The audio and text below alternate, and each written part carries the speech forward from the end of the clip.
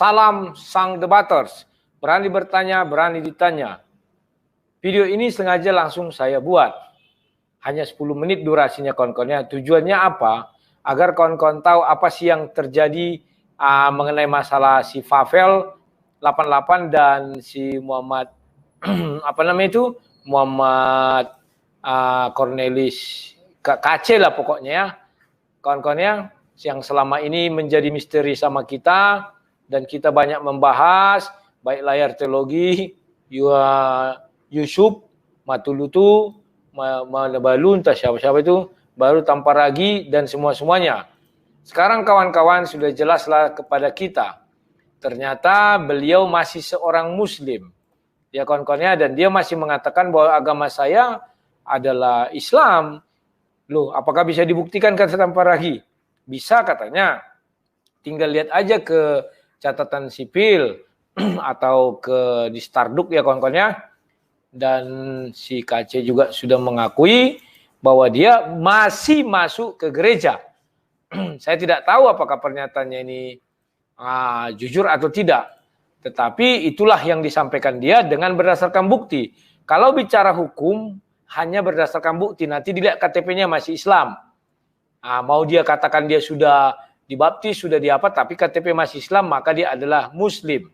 Ya kawan-kawannya, maka di sini kawan-kawan, yang berlaku adalah barang siapa dengan sengaja. Kan itu ya, coba kita bukakan aja Undang-Undang ITE yang pasal 28 kalau nggak salah saya dia dikenakan ya. Ayat 3 atau ayat 1 sampai 3 ya. Karena dia dikatakan di sana membuat sebuah sejenis kayak kegaduhan apa ya. Coba. Wah ini situs-situs abal-abal ini.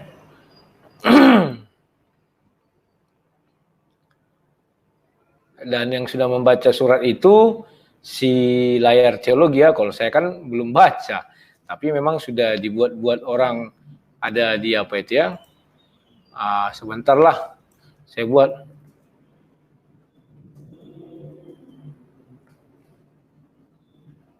Ini kawan-kawan ya.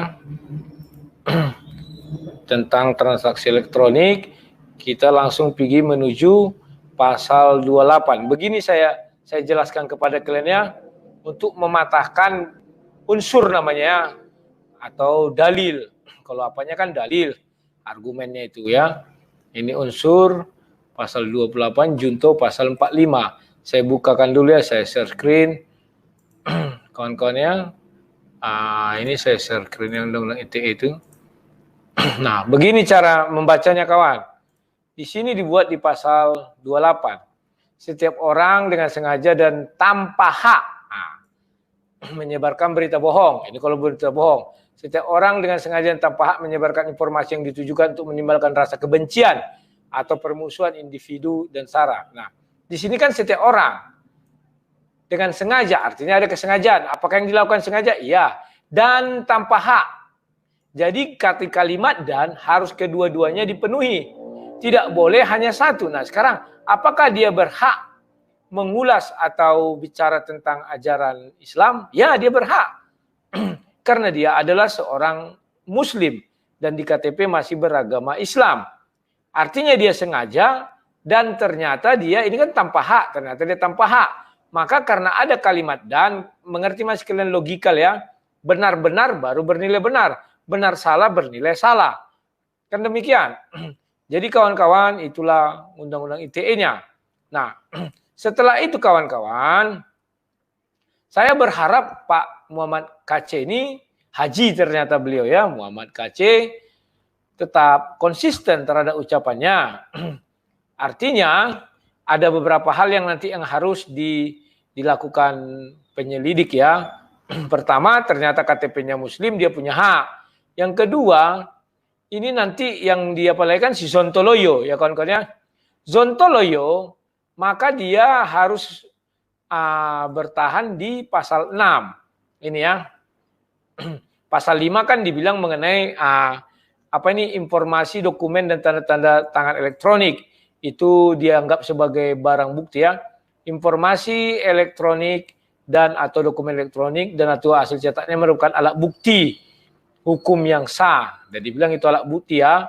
Nah, tetapi di pasal 6 dijelaskan, dalam hal terdapat ketentuan lain selain yang diatur dalam pasal 5 dan 4 yang mensyaratkan bahwa satu informasi harus berbentuk tertulis atau asli.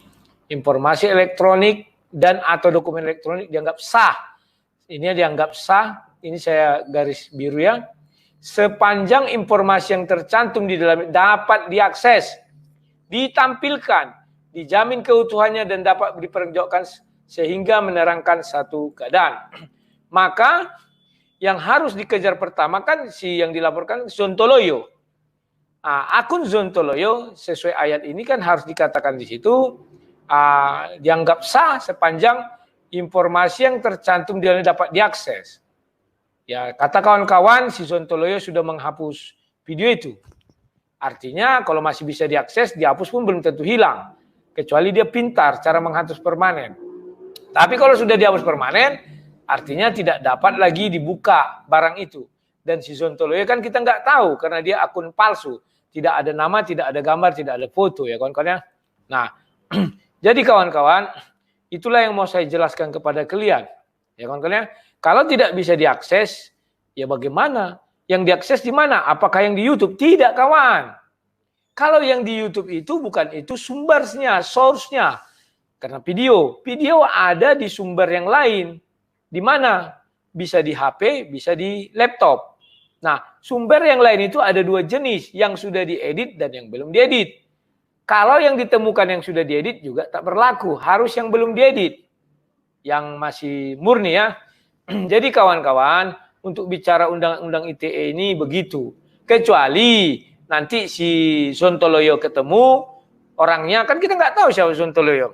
Dan misalnya dipanggil untuk melapor, terus dia mengatakan, ya itu punya saya dan saya pernah mengupload, selesai. Tapi kalau dia berkeras, itulah gunanya pengacara, agar kita tidak terintimidasi atau terpengaruh. Pengacara kan bisa bilang, jawab sepenuhnya, secukupnya. Jika dibilang si Zontoloyo, misalnya dia kecekel, bahwa dia katakan, apakah kamu pernah mengupload? Tidak pernah. Atau dibilang jangan itulah, dibilangnya, ya Bapak buktikan aja bahwa saya pernah mengupload. Ya sudah selesai itu kan. Dibuktikanlah, ternyata di YouTube-nya itu nggak ada lagi file itu kawannya. Ya kemana dicari? Kalau nggak ada, nggak bisa. Itu hukum ini. Tidak bisa bicara menurut saya, asumsi semua. Ya kawan-kawan ya. Tetapi kalau masih bisa dibuka dan dilihat, ternyata kawinnya. Kau menyebarkan, si Zontoloyo adalah penyebar. Ya kawan-kawan ya. Bisa dia dikenai. Nah sekarang bagaimana dengan si Papel 88? Kalau benar si Haji Muhammad KC, bahwa dia adalah seorang muslim, seperti saya bilang tadi bahwa dia berhak berbicara tentang Al-Quran kepada siapapun. Ya kawan-kawan. Maka si si Papel 88 tidak bisa dikenakan hukum yang tadi itu melakukan kebencian. Tidak. Karena si Muhammad KC seorang muslim. Dia berhak membahas kitab sucinya. Lantas apa yang terjadi? Ya harus dilaporkan kepada MUI. Atau kepada apapun itu namanya lembaga, sehingga yang masuk ke sana adalah nanti dia dianggap bidat atau dianggap sesat. Tapi kalau dikatakan dia seperti pasal 28 tadi mengapakan ujaran sebentar saya baca biar jangan salah-salah ya. Pasal 28, orang lain sengaja tanpa menyebarkan informasi yang ditujukan untuk menimbulkan rasa kebencian. Itu bukan rasa kebencian. Karena dia bicara tentang kitab sucinya sendiri. Dan dia mengulas sesuai apa yang data yang ada sama dia, maka diuji. Kalau dia salah, maka dia dimasukkan kategori sebagai sesat atau bidah. Bukan sebagai pasal 28 itu. Apa tadi yang kita baca ini ya ini yang pasal 2, setiap orang misalnya menyebarkan informasi yang ditujukan untuk menimbulkan rasa kebencian atau permusuhan individu. Itu tidak. Ya kawan-kawan ya. Kenapa? Karena dia bicara kitab sucinya sendiri. Kecuali saya Kristen. Maka di ayat pertama barang siapa dengan sengaja dan tanpa hak sudah kena, sudah terpenuhi. Karena kata dannya terpenuhi. Saya sengaja dan saya tidak punya hak. Terpenuhi kan? Kalau si Muhammad KC tidak terpenuhi karena dia punya hak. Dia punya agama Islam dan sudah pernah naik haji, sudah mengerti semua itu dan sudah baca kitab-kitab itu. Nah, baru masuk ujaran kebencian yang mana? Ya kan? Kalau misalnya saya, ya jelas saya bukan Islam kok. Kok saya bahas-bahas itu, tentu saya memancing kebencian. Kalau sesama Islam apa artinya? Artinya ini masuk dalam tataran ilmiah atau tataran diskusi atau apalah ya. Sama seperti saya. Ketika saya mengatakan si Yudas masuk surga, ya kan? Dan saya katakan bahwa orang sana tidak mengerti lagi kitab suci ini. Itu bukan kebencian, tetapi fakta. Sama dengan perpuluhan saya bilang, Ibrani 7 tidak pernah dibacakan mulai dari 4, 5, 6. Maka kalian adalah pencuri, saya bilang. Pencuri kemuliaan Melkisedek bagi yang memakan atau menerima atau yang menganjurkan. Dan pencuri kemuliaan Abraham bagi yang memberi. Itu kan agama saya punya hak. Dan saya tidak menimbulkan kebencian di situ ya kawan-kawan ya. Sama dengan dia juga. Jadi malam ini sudah tersingkap. Tetapi semoga si Muhammad KC, Haji Muhammad KC ini orangnya tidak pelin-pelan. Kalau pelin-pelan ya namanya manusia ya kawan-kawan ya. Kawan-kawan, si Papel 88 apakah dia bisa terjerat hal ini? Tidak. Kalau benar Bapak itu harus orang Muslim. Misalnya ini saya sebarkan ceramah si Ustaz Somad kemarin. Itu lebih parah loh itu. Mengatakan Kristen. Kenapa orang yang menyebar-nyebarkan? Banyak itu disebarkan kan? Tidak kena. Karena yang mendistribusikan pertama kan tidak diketahui siapa orangnya. Bukan dari si Somad katanya. Ya sudah berarti si Somad misalnya tidak kena. Yang lain pun tidak kena. Harus adil dong. Ya kan? Sama dengan ini juga. Ya kawan-kawannya. Si Papel kan hanya menyebarkan bahwa ada seorang Muslim bicara tentang agama Islam. Artinya dia tidak salah situ. Kecuali dia seorang Kristen menyebarkan ucapan orang lain yang juga Kristen dan menghujat-hujat agama sana. Paham ya? Tapi kalau kita sebarkan, ini orang berhak dia kok bicara. Contohnya kayak Quraisy Shihab.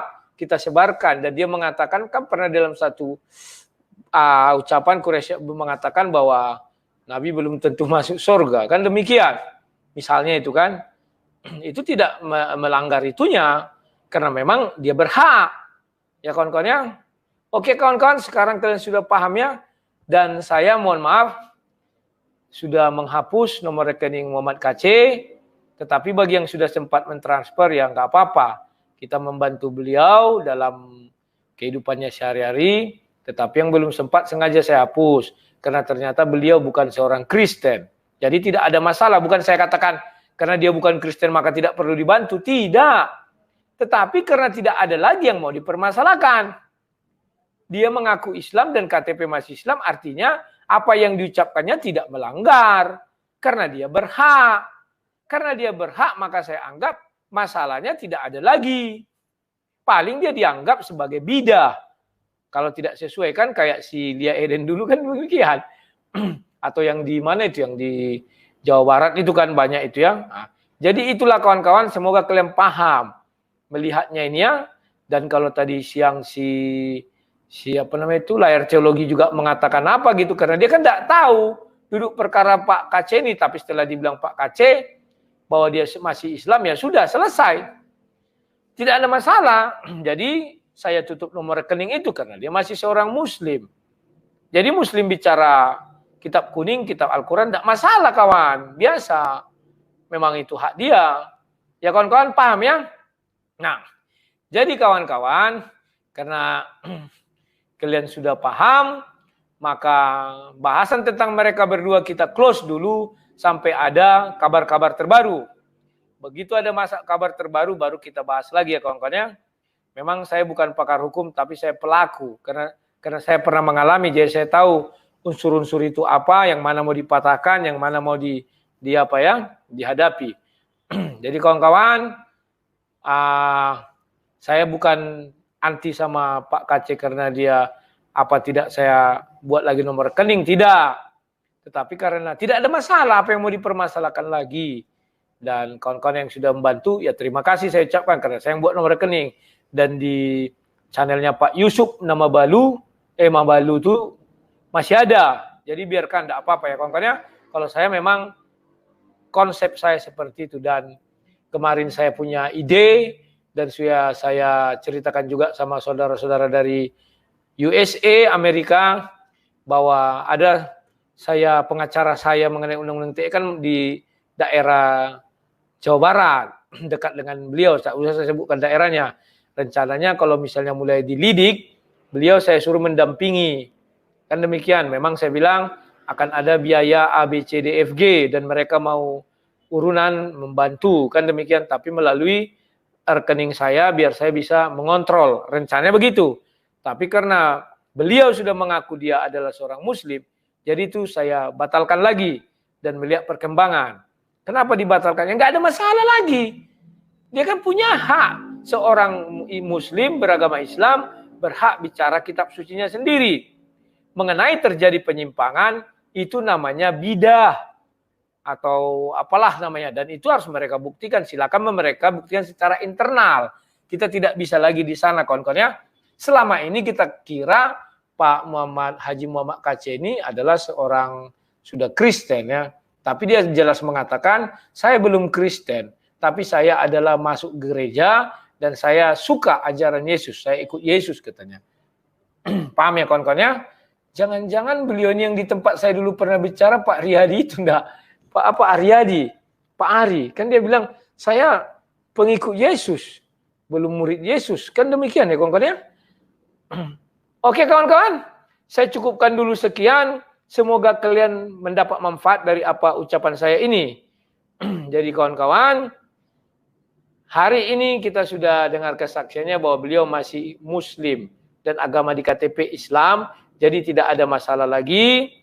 Nomor rekeningnya saya hapus bukan karena dia beragama Islam, tidak. Tapi karena sudah tidak ada masalah lagi saya lihat. Dan bagi yang sudah mengirim ya silakan, tidak masalah. Kalau mau mencari nomor rekeningnya masih ada di tempat Pak Yusuf Manulu pula jadi orang Batak ya. Oke kawan-kawan, sekian dan terima kasih. Salam sang debaters.